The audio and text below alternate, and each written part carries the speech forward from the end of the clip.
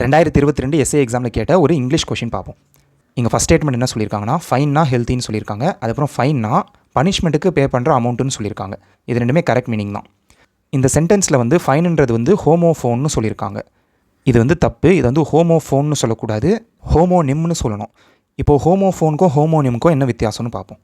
இந்த ஹோமோஃபோன்ஸ் வந்து இதுக்கு வந்து ப்ரொனன்சியேஷன் ஒரே மாதிரி தான் இருக்கும். அதாவது நீங்கள் ரைட்டுன்னு சொல்லும் போதும் ஒரே மாதிரி தான் இருக்கும், ரைட்டுன்னு சொல்லும் போது ஒரே மாதிரி தான் இருக்கும். ஆனால் ஸ்பெல்லிங்கும் மீனிங்கும் வேறு வேறு மாதிரி இருக்கும். ரைட்டுக்கு ஸ்பெல்லிங் வேறு, இந்த ரைட்டுக்கு ஸ்பெல்லிங் வேறு. இந்த ரைட்டோட மீனிங் வந்து கரெக்டுன்னு அர்த்தம், இந்த ரைட்டோட மீனிங் வந்து ஒரு பேப்பரில் எழுதுறதுன்னு அர்த்தம். இந்த அப்படியே ஹோமோனிம்ஸ் பார்த்தீங்கன்னு வைங்களேன், ஸ்பெல்லிங்கும் ப்ரொனன்சியேஷனும் சேமாக இருக்கும். அதாவது பேட் ஸ்பெல்லிங் சேமாக தான் இருக்குது. ஆனால் மீனிங் வந்து வேறு. இந்த பேட்டுன்றது வந்து வவ்வால், இந்த பேட்டுன்றது வந்து இந்த கேம்ஸ்லலாம் யூஸ் பண்ணுற பேட், இது கிரிக்கெட் அது மாதிரி கேம்ஸில்.